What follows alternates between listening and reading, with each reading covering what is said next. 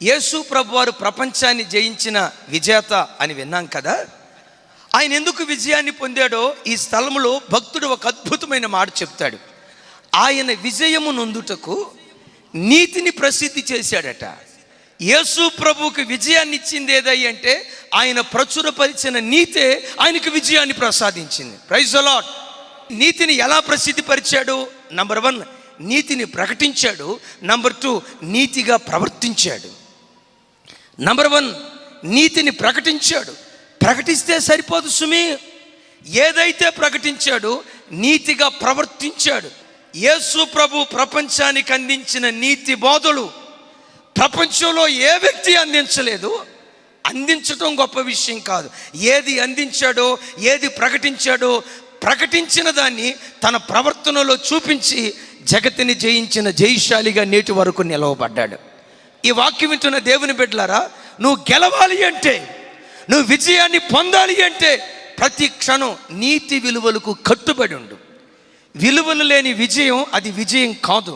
విలువలతో కూడుకున్న విజయమే అసలు సిసలైన అద్భుతమైనటువంటి విజయం. మీకు తెలుసా, చాలామంది యేసు ప్రభు దగ్గరికి రాకపోయినా నీతి విలువలకు కట్టుబడి నీతియుక్తంగా లోకంలో కొంతమంది బ్రతుకుతున్నారు.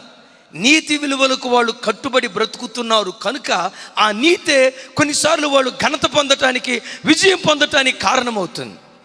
ఈ వాక్యం వింటున్న మనందరి జీవితాల్లో మనం విజయం పొందాలి అంటే నీతిని ప్రచురపరిచేవారిగా, నీతిని ప్రసిద్ధి చేసేవారిగా, ఆ నీతిని మన ప్రవర్తనలో లోకానికి చాటి చెప్పేవారిగా ఉందుముగాక. ఓ గొప్ప శాస్త్రవేత్త పేరు నేను చెప్తాను. ఆయన పేరు సివి రామన్. ఈ సివి రామన్ గారు ఎవరై అంటే భారతదేశంలో నోబెల్ పురస్కారాన్ని పొందుకున్న 2వ అద్భుతమైన వ్యక్తి.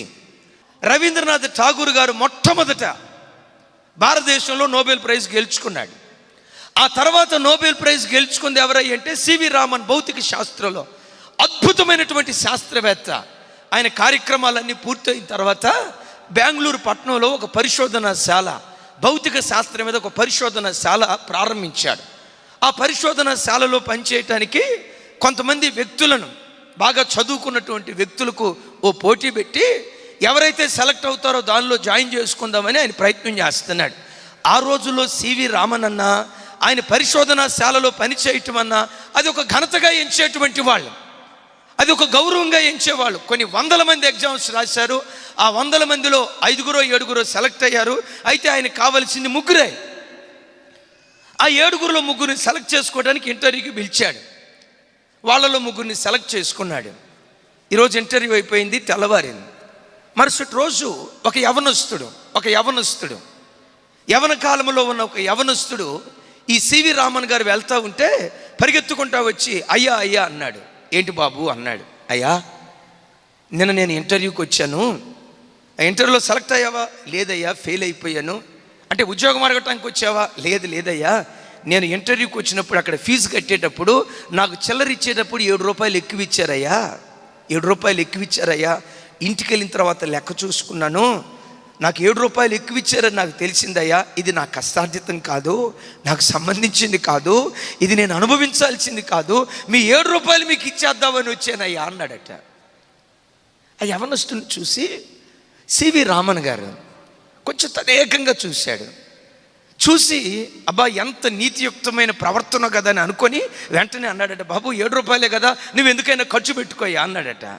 వెంటనే అబ్బాయి అన్నాడట, అయ్యా నేను అనుభవించాల్సింది నా కష్టార్జితమే కదా, ఇతరుల కష్టార్జితం నేను అనుభవించకూడదు కదయ్యా, ఇతరుల కష్టార్జితం నేను అనుభవించడం ఇది నీతియుక్తమైన ప్రవర్తన కాదు కదయ్యా, దయచేసి నన్ను క్షమించినని చేతులు పట్టుకొని ఆ 7 రూపాయలు ఇచ్చి వెళ్ళిపోబోతూ ఉంటే ఈ సివి రామన్ గారు అన్నాడట, బాబో రేపు ఒకసారి ఆఫీస్కి వచ్చి కలువు అన్నాడు.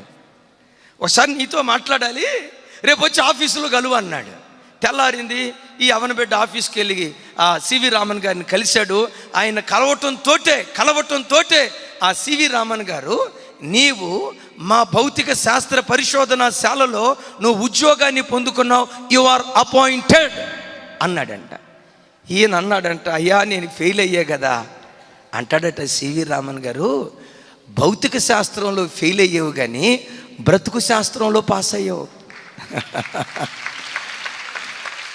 భౌతిక శాస్త్రంలో ఫెయిల్ అయ్యావు, కానీ నీతి విలువలలో నువ్వు పాస్ అయ్యావు. దేవుని బిడ్డ, ఎప్పుడైనా నీ జీవితంలో నీకు సంబంధించనిది, నీ పొరుగువాడి వస్త్రాన్నైనా, నీ పొరుగువాడి ఎద్దునైనా, నీ పొరుగువాడి గాడిదనైనా, నీ పొరుగువాడి భార్యనైనా మనస్సులో కూడా నువ్వు ఆశపడద్దు. మనస్సులో కూడా ఆ తప్పుడు ఆలోచన నీలోనికి రానివ్వకో. నువ్వు దారిని వెళ్తూ ఉంటాయి, ఎన్నో మనోహరమైన దృశ్యాలు నీకు కనబడతాయి, ఆకర్షణీయమైన వ్యక్తులు నీకు కనబడతారు. నీకు ఉండాల్సిన నీతి విలువ ఏమిటాయి అంటే, నీ పొరుగువాని దానిలో దేనినైనా, పొరుగువాడి భార్యను, పొరుగు స్త్రీని పొరపాటున మనస్సులో కూడా అపవిత్రంగా చూడకు. నీతి విలువలకు కట్టుబడి ఉండు. ఆ నీతే విజయవీరుడిగా నేను ఊరేగించును గాక. ఆ నీతే విజయోత్సవంతో నిన్ను నిలవబెట్టును గాక. మొత్తానికి ఈ పరిశోధన శాలలో జాయిన్ అయ్యాడు. కొంతకాలం ఆ పరిశోధన శాలలో ప్రయోగాలు చేసి చదువుకొని, ఇంకా పై చదువుకొని చివరికి ఆయన అమెరికా దేశానికి వెళ్ళాడు.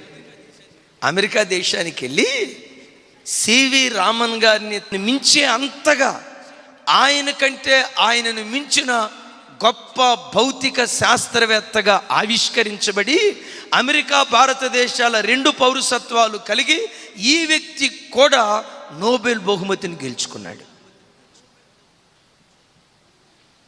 ఆయన ఎవరో తెలుసా? నారాయణ్ చంద్రశేఖర్. ఒకరోజు ఆయన దగ్గరకు వచ్చి, అయ్యా, ఎక్కడో భారతదేశంలో నువ్వు అమెరికా దేశానికి వచ్చి ఎంత అద్భుతమైన పురస్కారాన్ని పొందుకున్నావు, నీ బ్రతుకును మార్చింది ఎవరయ్యా అంటే, ఆయన అంటాడంట, 7 రూపాయలు నా బ్రతుకు మార్చింది. నా బ్రతుకును మార్చింది 7 రూపాయలు. ఆ నీతి విలువ, నీతితో కూడుకున్న బ్రతుకు నా బ్రతుకును నిలవబెట్టింది. డబ్బు సంపాదించడం ముఖ్యం కాదు, విలువలు కలిగి డబ్బు సంపాదించావా లేదా ఇది ప్రాముఖ్యం. ఆస్తిపరుడు అయ్యావా లేదా అది కాదు. నీతి విలువలకు కట్టుబడి ఒక ఉన్నత స్థానంలో నిలవబడ్డావా? తప్పుడు త్రోవలకు వెళ్ళి ఇతరుల దగ్గర లంచాలు తీసుకొని మోసం చేసి వడ్డీలకు డబ్బు తిప్పి అక్రమంగా ఒకవేళ గొప్పదాని అయ్యావా? వద్దమ్మా, వద్దు వద్దు. దుష్టులకు విజయము కొంతకాలమే ఉండును అని యోబు గ్రంథంలో రాసింది. అంటే దుష్టుడు కూడా ఏం పొందుతాడు? విజయాన్ని పొందుతాడు, కానీ అది ఎక్కువ కాలం నిలవబడదు. నీతియుక్తంగా నువ్వు వేసే అడుగులు సదాకాలం విజయ వీరుడిగా నిన్ను నిలవబెట్టునుగాక. నేటికి ప్రపంచం యేసుక్రీస్తును కొనియాడటానికి కారణం ఏంటంటే, ఆయన ప్రకటించిన నీతి, ఆయన ప్రవర్తించిన నీతియుక్తమైన బ్రతుకు ప్రజల హృదయాలను గెలుచుకుంటూ వెళ్తూ ఉన్నాడు. ఎవడు ఆపినా, ప్రపంచమంతా యేసుక్రీస్తుకు వ్యతిరేకంగా లేచిన, రాజులే లేచిన, అధికారాలే లేచిన, సింహాసనాలే లేచిన, యేసు ప్రభు ప్రపంచములో ఉన్న ప్రతి మానవ హృదయాన్ని గెలుచుకుంటూనే వెళ్తాడు. ఎవరు యేసు ప్రభును ఆపలేరు, ఆపజాలరు. ఆపాలనుకున్నవాడు, క్రైస్తవ్యాన్ని చంపాలనుకున్నవాడు చనిపోయాడు, కానీ క్రైస్తవ్యం రోజు రోజుకు వర్ధిల్లుతూ వచ్చింది. కారణం ఒక్కటే, నీతిని ప్రకటించాడు, నీతిగా ప్రవర్తించాడు.